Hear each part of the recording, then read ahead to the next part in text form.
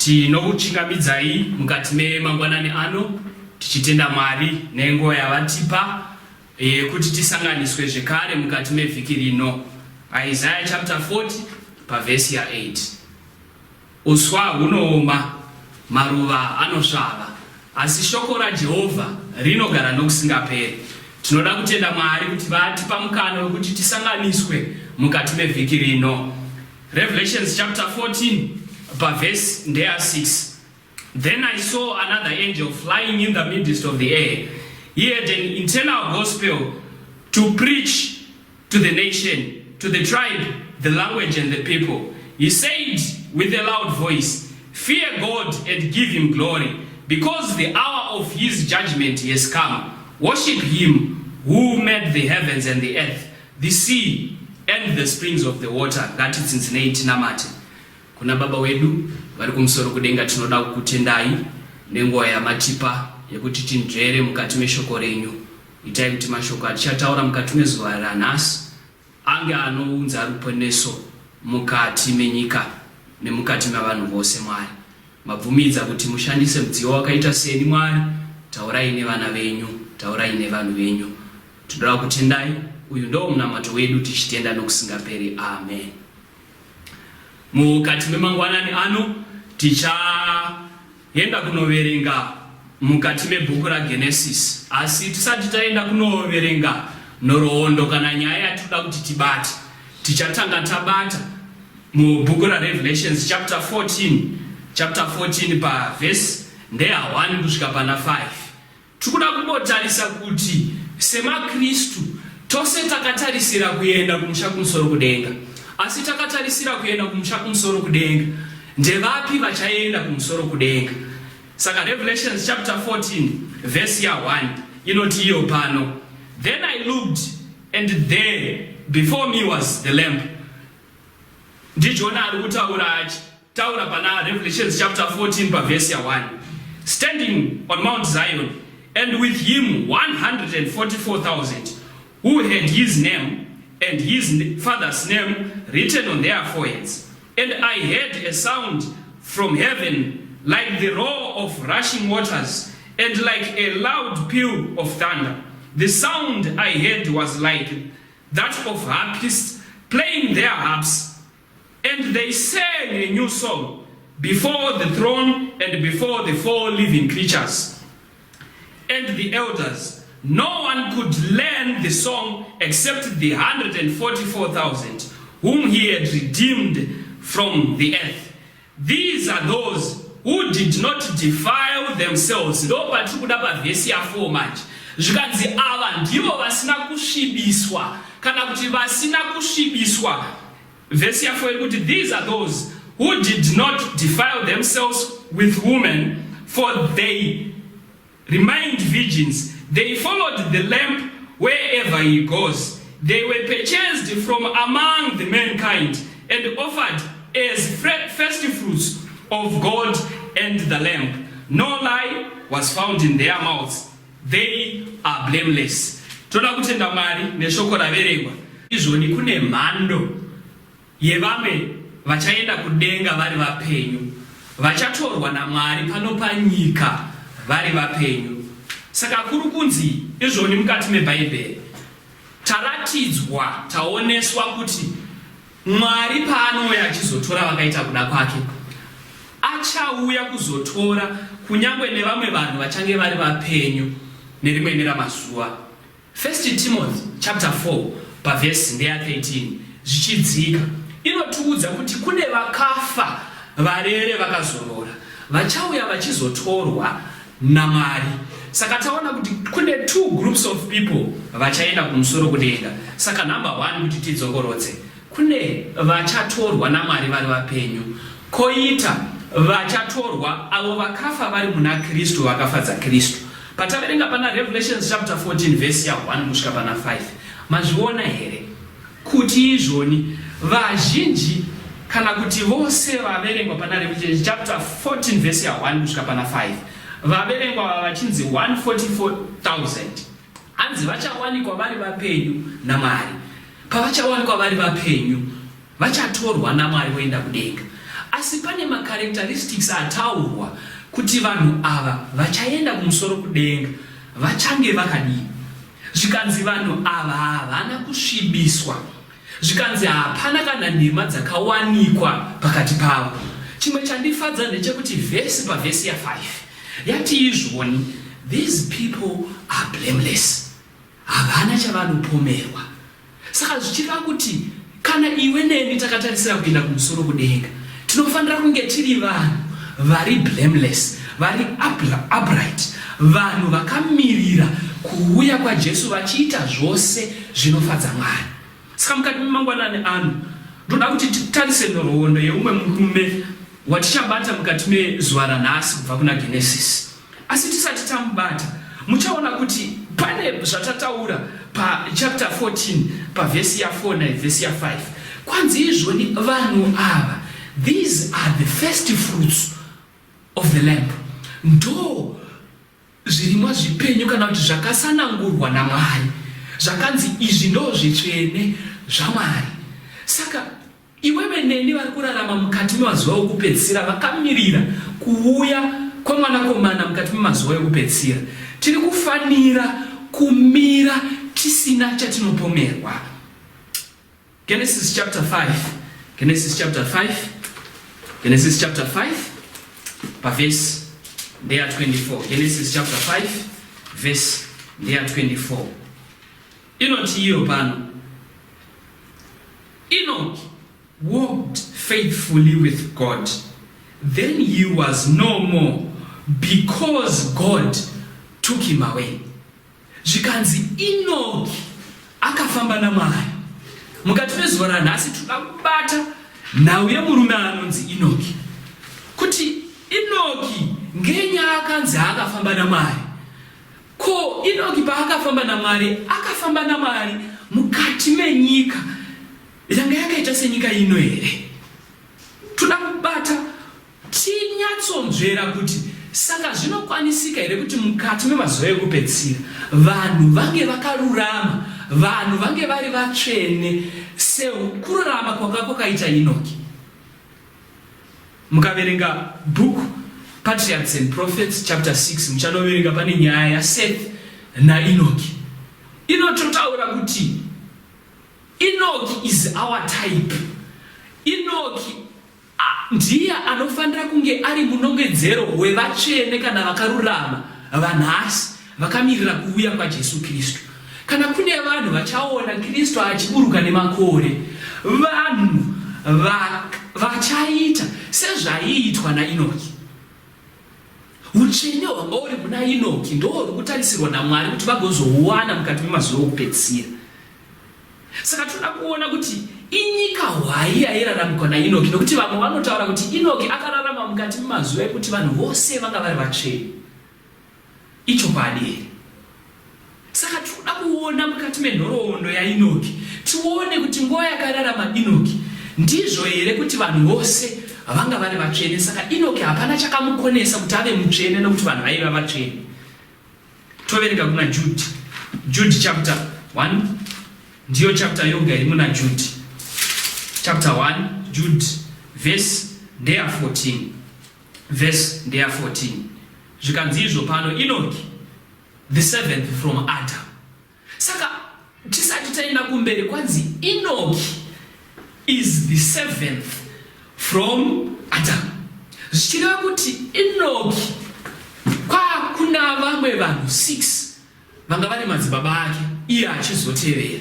Toda kuona kuti vanhu vakararama panguva yaEnoch ndevapi, tione kuti upenyu hwavakararama hwaikwanisika here kuti uinfluence Enoch kuti ave mutsvene, kana kuti akararamawo mukati yakafanana nemazuva okupedzisira, akafanana neano atiri kurarama ekuti tiri kusangana neuhipi hwakasiyana siyana, asi Mwari achitarisira kuti vanhu vave vari vatsvene.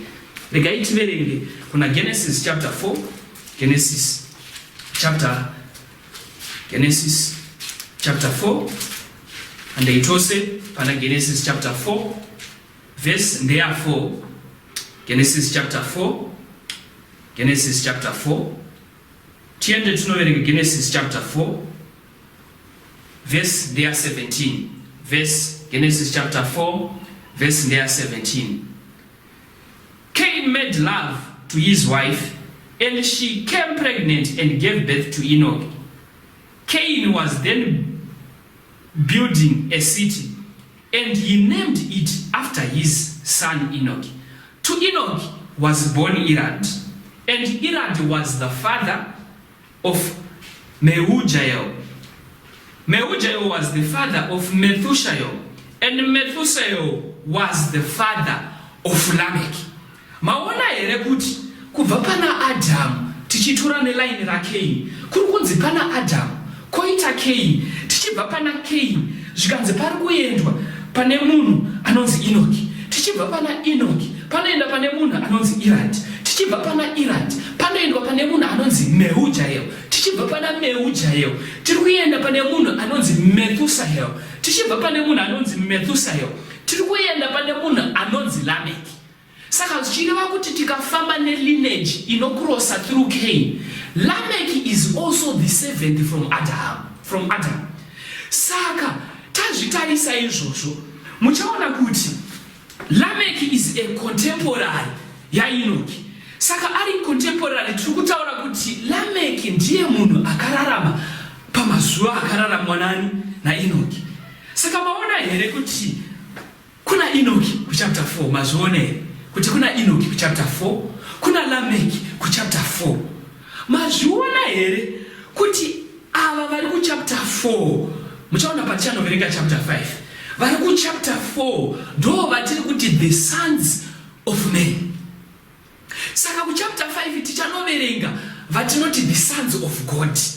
Ndosaka muchizoona pachapter 6 verse ya 2 ya Genesis kuchinzi izvoni, when the sons of God saw that the sons of men were so that the daughters of men were beautiful, zvikanzi vakaenda vakanoroora, asi Mwari haana kufadzwa nazvo. Zvirava kuti vanhu vaizviteva Mwari kana kuti vanhu vainzi ndevamwari vanga vari pachapter 5 vakaenda vakanoroora nekuroodza kuchapter 4 kune vanhu vachapter 4. Maona kuti chapter 4 nechapter 5 ndo padziri kusangana pachapter 6, zvichireva kuti munguva yaEnoch wekuchapter 5 watichaverenga mukati mezuva ranhasi, kwakune vanhu vaitonziwo vanhu vevanhu kana kuti vana vevanhu, the sons of men. Asi panguva iyi kune vanhu vaMwari vaienda vachinoroodza kuvana vevanhu. Zvino kuti nemazuva ekupedzisira marangarira Hezekiya achitaura zvikanzi sezvazva zvakaita pamazuva aNoa ndo zvazvichava pamazuva okuuya kwaMwari kwemwanakomana waMwari. Mazviona here kuti vanhu mukati memazuva okupedzisira vanhu vaMwari vari kuroodza kana kuroora kuvana vevanhu. Saka Mwari haana kufara nazvo izvi. Maona here kuti tikaverenga tikaramba tichidzika, maona here kuti vanhu vakararama mukati melineage yaCain vanga vane mazita anenge eumwari, vanga vane mazita ane umwari mukati. Regai tiende tinoverenga chapter 5, tiverenge Genesis chapter 5, Genesis chapter 5, Genesis chapter 5, tiwedzere kuprova kuti Enoch akararama here chokwadi mukati memazuva aLamech. Genesis chapter 5 pavhesi ya 3 kusvika pana 18. Saka ini ndichaitora muzvidimbu kuti tione madzibaba aEnoch. Verse ndeya 3. When Adam had lived 130 years, he begat a son on his own likeness, in his own image, and he named him Seth. Verse 6. When Seth had lived 105, he became the father of Enosh. Verse 9. When Enosh had lived 90 years, he became the father of Canaan. And after he became the father of Canaan, Enosh lived 815 years. Verse 12. When Canaan lived 70 years, he became the father of Mahalalel. Altogether, Canaan lived a total of 930 10 years. When Mahalalel had lived 65, he begat Jared. And Mahalalel lived a total of 895 years. When Jared lived, he became the father of Enoch. Maziona ere kuti pa vanhu vanopfuura naSeth vanozvarwa naAdha. Panoti Adha poti Seth, pachibva Seth poti Enosh, pachibva Enosh poti Kenan, pachibva Kenan poti Mahalalel, pachibva Mahalalel poti Jared, pachibva Jared poti Enoch.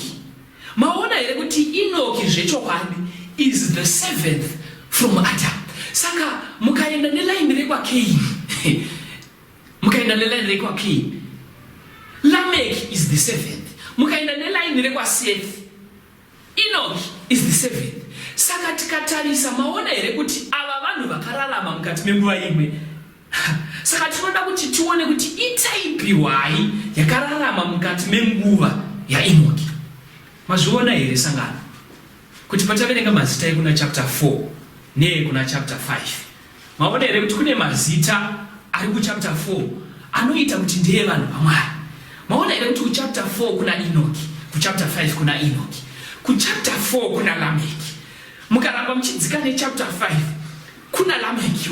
Mazviona here kuti kuna Methusela mwana waEnoch kuchapter 5, kuchapter 4 kuna Methushael. Maona here kuti kuchapter 5 kuna Jared, kuchapter 4 kuna Irad. Sounds the same. Zvichiita sekunge kune vanhu vekulaini raCain vanga vane mazita aiita sekunge vanhu vaMwari. Kunyangwe nemazuva ekupedzisira ndosaka muchiona kuti munhu wese anoda kuasosietwa naMwari. Kunyangwe nemazita ariko mukati mazuva ekupedzisira. Maona kuti mazuva ekupedzisira tine vana vatiri kupa mazita. Vana Tadiwa naShe, vana Kunashe, vana Anotidaishe, vana Tapiwa naShe. Maona here zvekuti ukatora idea yemunhu unogona kufunga kuti munhu waMwari nezita badzi, but zvinozoshamisa uona mwana akumitiswa naTapiwa naShe. Zvikanzi Enoch akararama panguva yanga ine vanhu vaida kuasosietwa naMwari. Nyangwe muchechi ndosaka muchiona kuti mazara vanhu vanoda kuasosietwa naMwari asi vari vanhu vaCain kana kuti vana vaCain.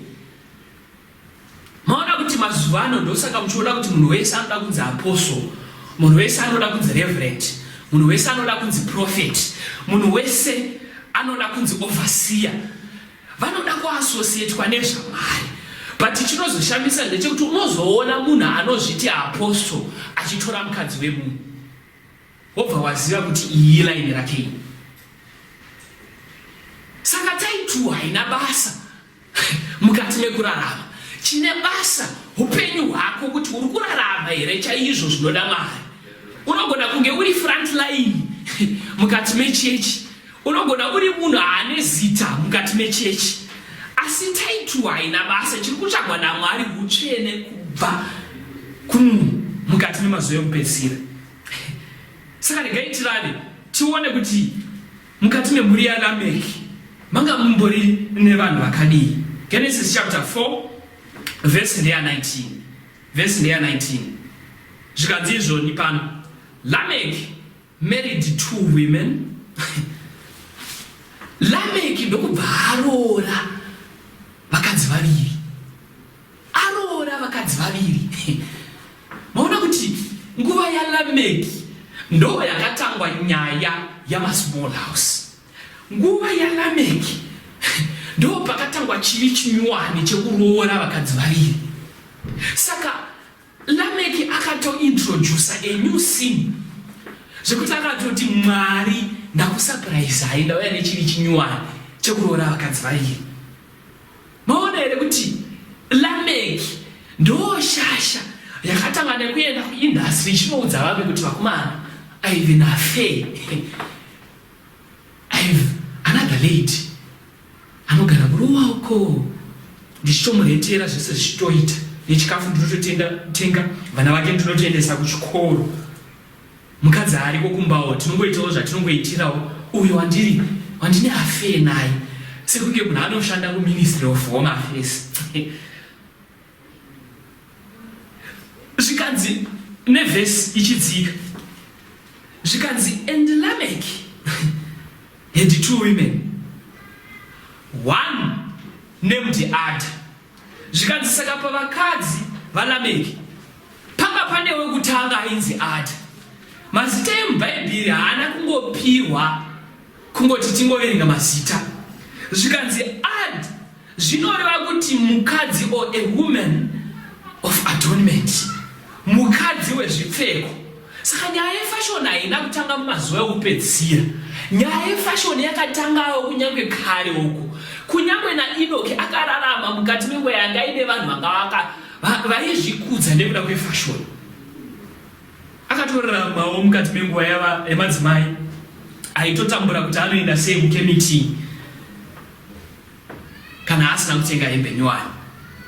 Maona kuti vana havana problem nenyaya yehembe. Inotangira kunana mai. Mai vanotoprefer kutosiya kana kukanganwa kutenga bhaibheri, kaititi kukanganwa kutenga bhaibheri rekuendesa kukemitini, asi vachisarudza kuenda kunotsvaga hembe nyowani. Saka Enoki akararama mukati menguva yanga ina naAdha, mukadzi waLameki, vaikoshesa zvipfeko. Zvikanzi mumwe mukadzi wake wechipiri ainzani. Zvikanzi one named Ada and the other Zillah. Zillah sezvatambotaura kuti mazita emubhaibheri ane zvaanoreva. Zillah zvinoreva kuti the tinkling one, kana kuti anoita noise achifamba. Saka vakadzi vakadaro vaiveko mukati menguva yaEnoki. Vatinavo mukati memazuva anhasi ekuti kune vakadzi kana kuti vasikana vekuti akapinda muchechi anogona kufamba kubva kumabhenji kumashure achienda kumberi, apinda na11 o'clock makuseni akapfeka hembe shoma shoma nehiwi yakareba kudai. Saka pane vakadzi vaingoda kuattracta varume vaiveko panguva yaEnoki.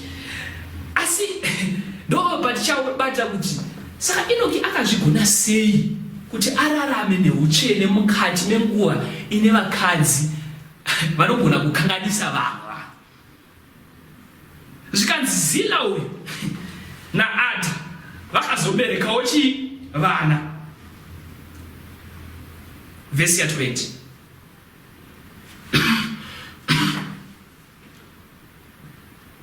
Ada gave birth to Jabal. He was the father of those who live in the tents and raised livestock. Zvikanzi Ada akazobereka ainzi Jabal. Zvikanzi ava vanga vari vakuru vekuchengeta livestock. Vakafanana nevakomana vaya vekupi vekumbudzi, vanochengeta mbudzi, vanga vari vakomana vemandiri vana Jabal. Zvikanzi his brother's name was Jubal. He was the father of all who played stringed instruments and pipes. Zvikanzi bhudhi raJabal vainzi Jubal. Zvikanzi ndo vanga vari baba, kwanzi baba vavose vanoridza zvese zvinoda kuridzwa. Uyo anga asiri muridzi, asiri airidza, asi anga ari baba vavose vairidza. Ndiye anga ari producer, ndiye anga ari hot property yeridhi nemazuva iwawo. Saka pese pavaida kuita zvemafaro vaienda kuna Jubal. Saka mafaro aitoveko mukati menguva yaEnoki. But Enoki akasarudza kuti Mwari ndingafamba naye here ndikaenda kumafaro. Mwari angabvuma here kuenda neni kuenda kune mafaro enyika ino. Ngembouya kumayuthi, imunozviziva mayuthi. Vazhinji venyu vari kumakoleji, munoenda kunoimba musi weSabata makadhakwa. Zvimuno muHarare zvimwe handizvizivi, asi kwedu kwatakafunda uko kwedu waitoziva kuti vanhu musi wechishanu vaienda kunogona mazita akafanana downtown uptown. Munhu otouya kuchechi kuzonamata Jesu, Jesu ndasimbira akadhakwa. Zvilakuti vana Jabhao vaiveko nana Jubhao mukati mazuva aya vaiita zvemafaro, but Enoch did not choose to be associated nevanhu vaiita zvemafaro enyika yedu vaiyoyo. Zvikanzi Adha naZila, timbodzokera kwairi. Adha naZila vanga vari vakadzi vema-women rights, vakadzi vema-women rights, because vanga vari vakadzi vane mukurumbira. Mazviona here kuti mukati memazuva okupedzisira taane vamwe vakadzi vanongoti chatinongoda pamurume mwana kuti atitise mwana. Timoita in affair, vakadzi vema-affair. As long my career is okay, as long as I have money to feed myself and my kid, so this is really right. Zvikanzi Enoki akafadza Mwari mukati memazuva airarama vanhu vakaita saJabhao naJubhao, mumazuva ane vanhu vakaita saLameki, mumazuva ane vanhu vakaita saAdha naZila.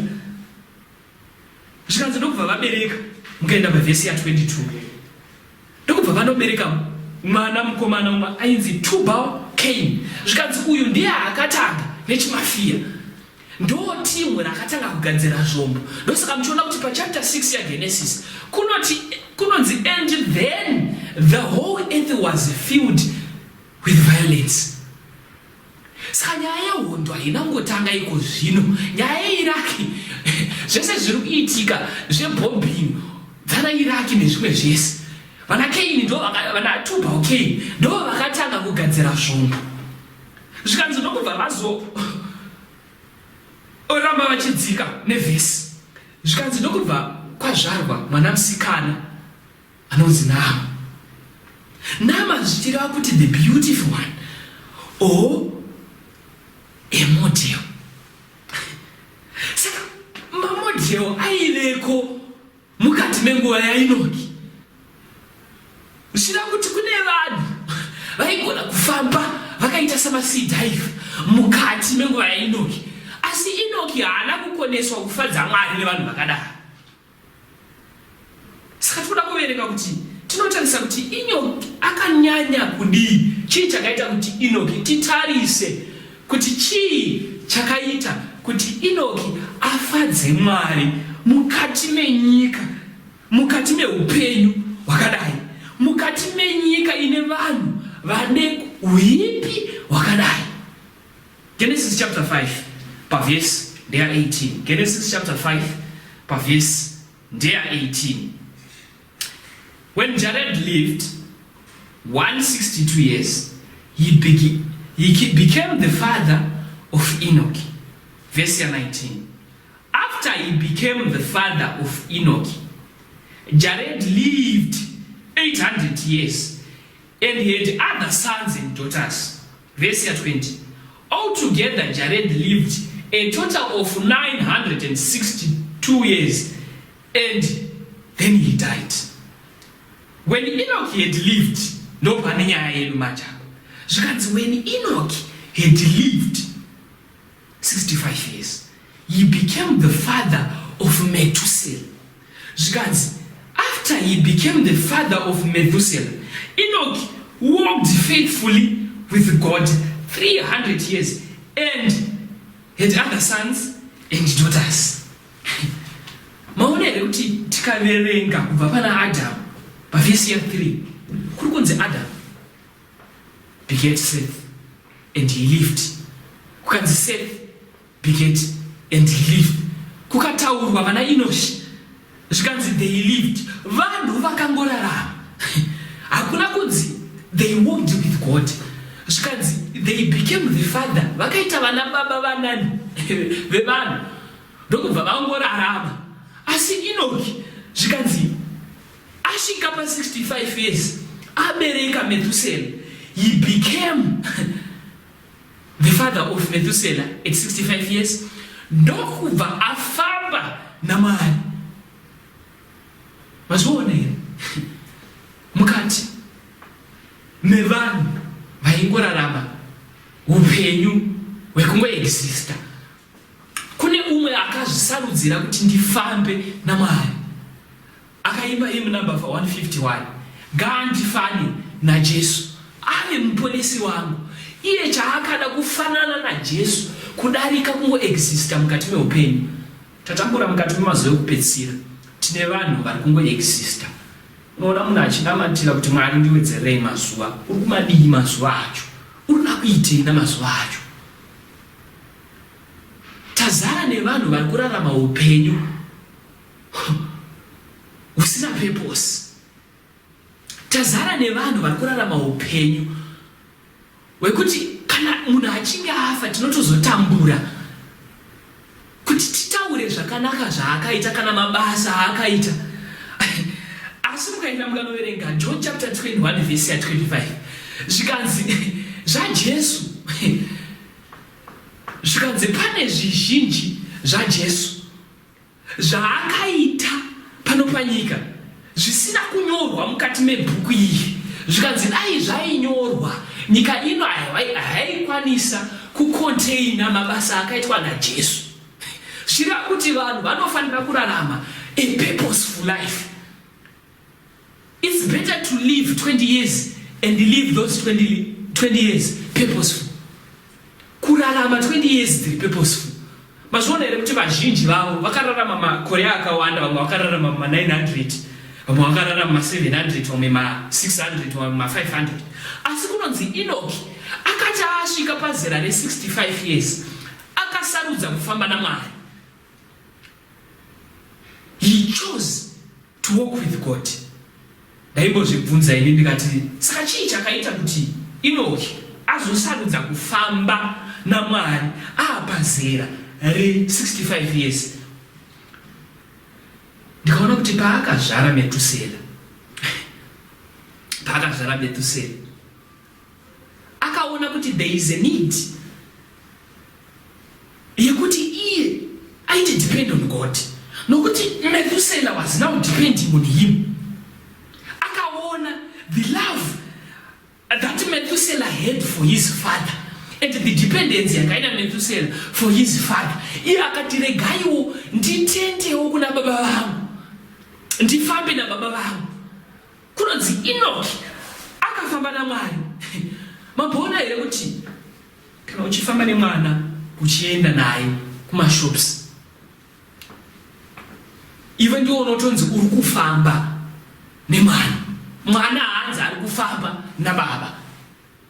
Asi kunonzi Enoki walked with God. Zvira kuti Enoki akafamba naMwari. Zvira kuti aifamba naMwari ndi Enoki. Enoki ndiye aifamba naMwari. Mwari haada kuuya kuzofamba naEnoki. Mwari aitouya kuti Enoki afambe naMwari. Saka maona here kuti chii chaita kuti Enoki azofamba naMwari? Uchene hunoattracta umwe uchene. Pano panyika Mwari haangambodziki kudzika pano pasi achiuya kuzovinga kuzofamba nemunhu anoinda kusmall house. Maona here kuti Enoki paaifunga kuti rega ndimboenda kumunda Enoki, Mwari vaizvoda vari kumusoro kudenga vakati shasha iyo zvayakuenda kumunda iyo shasha haipfuuri nekusmall house, haipfuuri nenzvimbo dzisina kufanira. Akati rega ndiburuke kudenga ndifambe because uchene hwaEnoki haukodzeri kuti munhu afambe ega. I should go and walk with Enoki because of his holiness. Mazviona kuti vazhinji vanoimba hymn number 133 vachiti obvumai ndifambe nemi sezvakaita Enoki. Sekunge kunonzi Mwari anoramba kufamba navanhu, Mwari haarambi kufamba navanhu, asi inyaya yekuti uchene huri mauri ndo hunoita kuti Mwari adzike kumusoro kudenga auye kuzofamba newe. Enoki yanga iri shasha yekuti kana yoenda kubasa ayainopfimba masekretari nevasikana vari paattachment. Saka Mwari aizviona zvakakodzera kuti regai ndifambe neshasha iyi nokuti iyi haindinyadzisi. I am very proud to walk with Enoch. Regai tingoverenga Hebrews chapter 11. Hebrews chapter 11 verse 5. Hebrews chapter 11 verse 5. Hebrews chapter 11. Hebrews chapter 11. Tiende tinoverenga Hebrews chapter 11 verse 5. Zvikanzi by faith Enoch was taken from this life so that he did not experience death. He could not be found because God had taken him away. For before he was taken, he was commended as one who pleased God. Shirakuti Enoch akafadza Mwari. Mwari akaisa star nzigutu.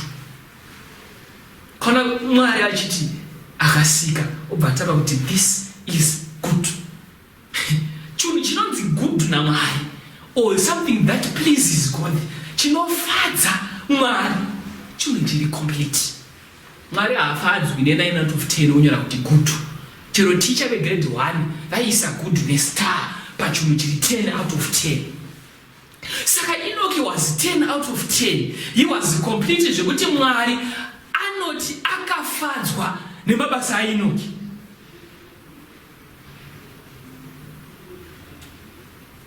Saka kudenga kuchaida vanhu vatsvene. Ava vataverenga kuna Revelation chapter 14 verse 1 to 5. Vanzi vachaona Mwari who will be translated. Vanomiririrwa na Elijah na Enoch. Avo vari murengedzero yevamwe vanhu vachaitwa translated in the last days. Because they have been translated, vakaona Mwari vasina kuona rufu. Asi chakaita kuti vaone Mwari vasina kuona rufu, utsvene hwanga huri mavari. Saka panoenda vanhu kudenga, Jesu paanodzoka kechipiri, vapenyu vari kurarama mukati memazuva ano ekupedzisira vachatorwa naMwari vanhu vatsvene, nokuti utsvene hwokudenga huchadhonzana neutsvene huri pano pasi. Wokumbana kumusoro kudenga. Hakuna munhu asiri mutsvene achakumbana neutsvene hwaMwari. Nokuti the holiness of this earth will meet with the holiness of heaven. Saka maona here kuti mukaenda mukanoverenga Education 57, the greatest want of men. The greatest want of men, or the greatest want yaMwari, ndeyekuti vanhu vave vatsvene vari pano panyika. Our characters will not be changed taakumusha kumusoro kudenga. Tiri kufanira kurarama upenyu huri utsvene tiri pano panyika. Saka munhu akatengwa neropa raJesu Kristu, akatengwa neropa, or who has been saved by grace, haafaniri kuti tiri kurarama mukati menyika ine chivi, saka hatikwanisi kuva vatsvene. Nokuti Enoch akararama mukati mevanhu vanga vane uipi hwakaipa. A world that had been ravaged by sin ndo yakararamiwa naEnoch. But Enoch akafadza Mwari, he pleased God. Mukaenda mukanoverenga Jude chapter 1 pavhesi ya 14 yana vhesi ya 15, zvinotonzi Enoch aiparidza nezvaJesu. 6,000 years ago, Enoch was very ready for the second coming of Jesus Christ. Isusu are we ready for the second coming of Jesus Christ? Vakurarama 6,000 years after Enoch hararama. Takangofanana nevanhu vanogara padhuze nepabus stop. Asi tinoziva kuti bhazi riri kusumuka na6 kubva padhuze nepabus stop yekutanga. Isu tinoda kugeza na5 to 6 kuti tikuzonomirira bhazi riri kusumuka na6. Asi Enoch ishasha yakagadzirira ichigara kure 6,000 years ago. He was preaching the message that Jesus is going to come again, and he lived what he was preaching. Akararama upenyu hwaiparidza hwokuti Jesu anoita sei, anouya. Vamwe voti takaponeswa nenyasha, mabasa haana basa, zvatinoita pano isu hazvina basa. Shuwa hazvina basa zvatinoita, asi chine basa kuti Jesu ari kurarama mauri here, Jesu ari kuonekwa here kuburikidzika nemabasa auri kuita. Ephesians chapter 2 pavesi ya 1. Ephesians chapter 2 tinzwe kuti vesi inoti kudii. Ephesians chapter 2 tiverenge na Ephesians chapter 2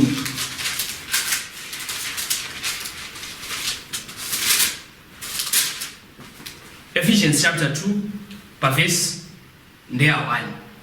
As for you, you were dead in transgressions and sins, in which you used to live when you followed the ways of the world and of the ruler of the kingdom of the air, the spirit who is now at work in those who are disobedient. There is a spirit that is still working in those who are disobedient. Vasingateereri. Zvikanzi asi avo vanoshedza kuti isu tinoteerera Mwari. Chimurei munzwe vesi. All of us who also lived among them at one time, gratifying the cravings of the flesh, and followed its desires and thoughts like the rest, but were by nature deserving wrath.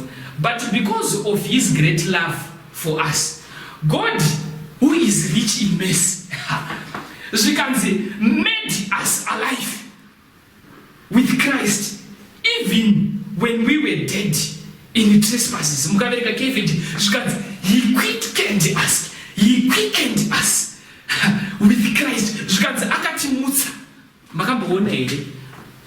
Munhu anoti akafenta anoenda onoitwa chiazvikugwimiwa. Ndo inonzi quickening. Zvikanzi tanga takafa muchivi, but God has quickened us. Zvikanzi atimutsa kubva muzvivi, but we have been now quickened with Christ. Takurarama na Kristu.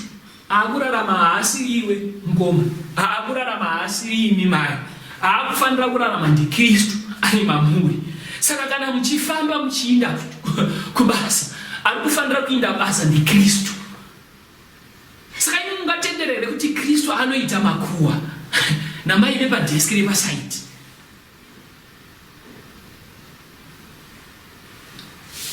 Saka maona here kuti isu sevatendi kana kuti ma-Christians, we don't operate from earth, but we operate from heaven. Our decisions are made in heaven.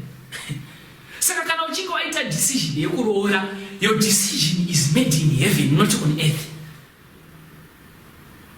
Nokuti our communion is not on earth, but our communion is in heaven. Saka tinofanira kunge tiri vanhu vekunamata mukati memazuva okupedzisira. Ukaona munamato uchiri kudarika, ziva kuti you don't have a communion with heaven. You don't operate from heaven. God should speak to you through the word, and iwe wotaura naMwari kuburikidza nemunamata. Haisi one way yekuti tinofanira kugara tichinamata, kunototarisirwa wanoverenga.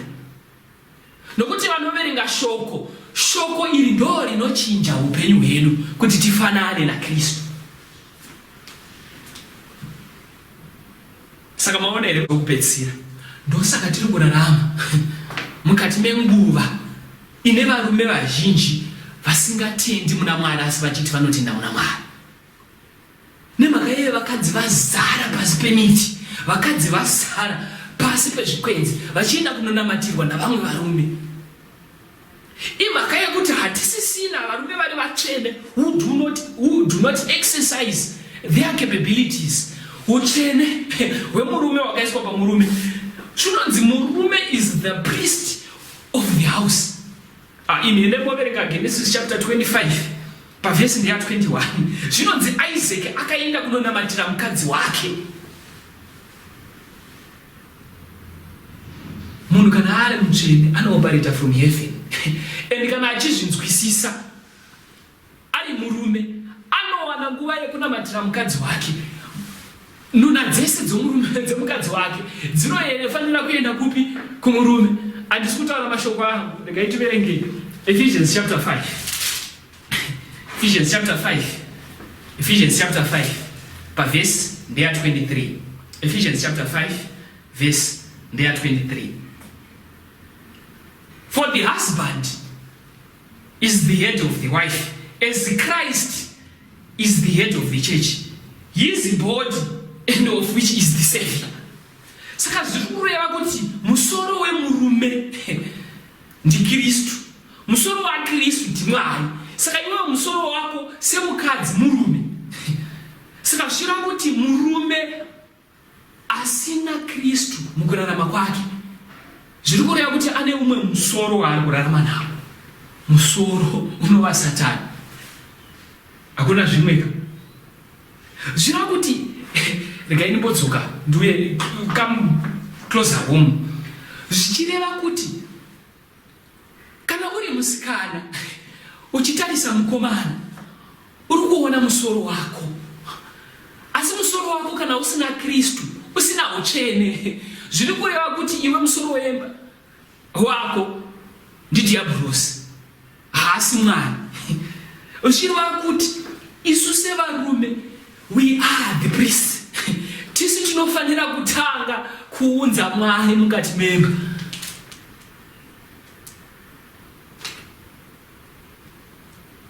Christ is the head of the husband, and the husband is the head of the what? Of the wife. Sinamaona ile verse ya 24 manje inobva yati, now as the church submits to Christ, so also wives should submit to their husbands in everything. Asa hazvitagi kuti mukadzi aende kunosubmita kune munhu asina utsvene unotarisirwa naMwari. Ndinotaura kuti mai Enoki hazvida kuvaremera kuti vaende kunosiya zvese kuna Enoki, nokuti vaiziva kuti iyi ishamwari inofamba naMwari. Saka paanokommunicata naMwari, they understand each other because they have a relationship kudhara.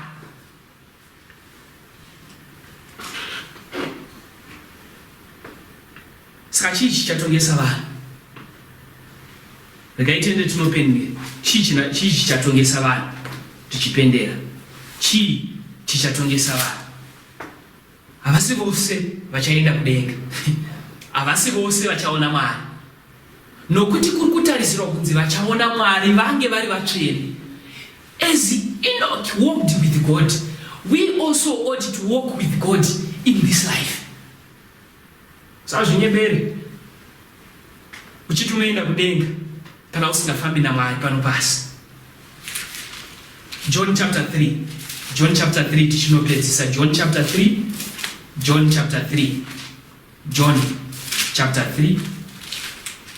verse ndeya 17. John chapter 3 verse ndeya 17.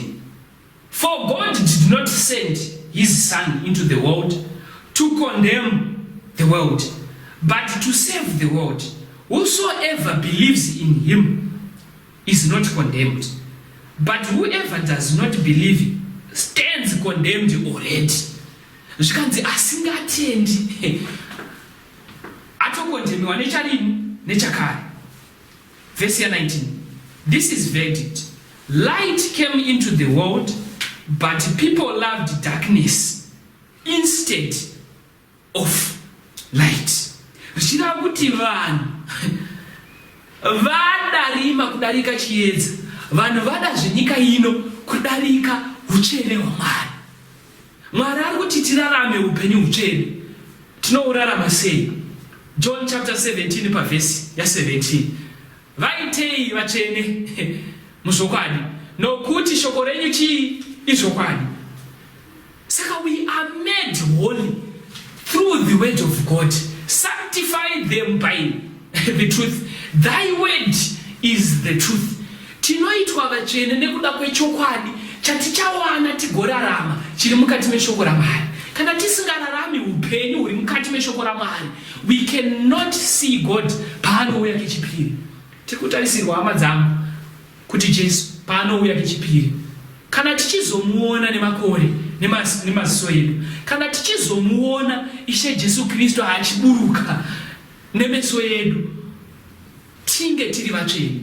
Haasi munhu wose ari kuuya kuzongotorwa, asi Mwari ari kuuya kuzotora vaakafamba navo pano panyika. Ngatifambei naMwari tiri pano panyika. Mukati mamangwanani ano toda kuti tinamate. Kune vari kuti Mwari, ini sezvakaita Enoki, ndinoda kuti ndifambe nemi. Obvai ndifambe nemi sezvakaita Enoki. I want to live a purposeful life. I want to live a holy life. Upenyu unotarisa unofadza Mwari mukati memazuva okupedzisira. Upenyu hwekuti Mwari achiona anobvuma kudzika achiuya kuzofamba newe kuenda kubasa. Upenyu hwekuti Mwari achidzika pano pasi anobvuma kudzika achienda kunoona newe musikana wako. Upenyu hwekuti Mwari anodzika achifamba newe achienda kunoita madhiri zuva nezuva. Ishe anouya nerimwe zuva, asi paanouya anouya kuzotora vakaita kuda kwake. Tinoda kuti tinamate mukati memangwanani ano neavo vanoti Mwari, ini Mwari ndinoda kukusarudzai kuti ndifambe nemi sezvakaita Enoki, kuti musi mukuru wamunouya kana ndiri mupenyu ndikuonei muchiburuka nemakore, kana ndichinge ndazorora ndimutswe ndisangana nemi mukati memakore, tichatsinzina apo tinonamata. Kuna Baba wedu vari kumusoro kudenga, tinoda kumutendai mukati memangwanani ano. Tichikutendai nechipo cheupenyu chamatipa, tichikutendai nechipo cheshoko ramatipa mukati memangwanani ano. Sekurarama kwakaita Enoki achirarama upenyu huri upenyu hune utsvene mukati mazuva airarama, Mwari makamuona mukamusarudza semunhu akakufadzai.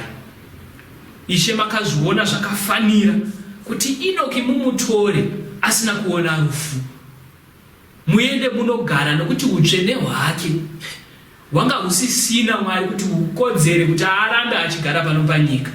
Imba munouya Mwari, tionei umwe neumwe ari munhu Mwari. Tiri vanhu vakazadza nomweya wenyu mutsvene, vanhu vakamirira kuuya kwenyu muzvokwadi. Batsirai hama yavo Mwari vari kushungurudzika Mwari nechitema chavatambudza. Batsirai baba avo vatambura Mwari vashungurudzika nechitema.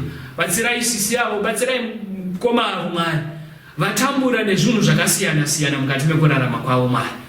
Chavanoshuvira Mwari kuti vaive vatsvene mukati memazuva okupedzisira, kuti pamunouya muvawane Ishe vakafanana nemi. Musakanganwewo neni Jehovha ndataura nesangano renyu. Ndinoshuvirawo kunge ndakarurama pamberi penyu.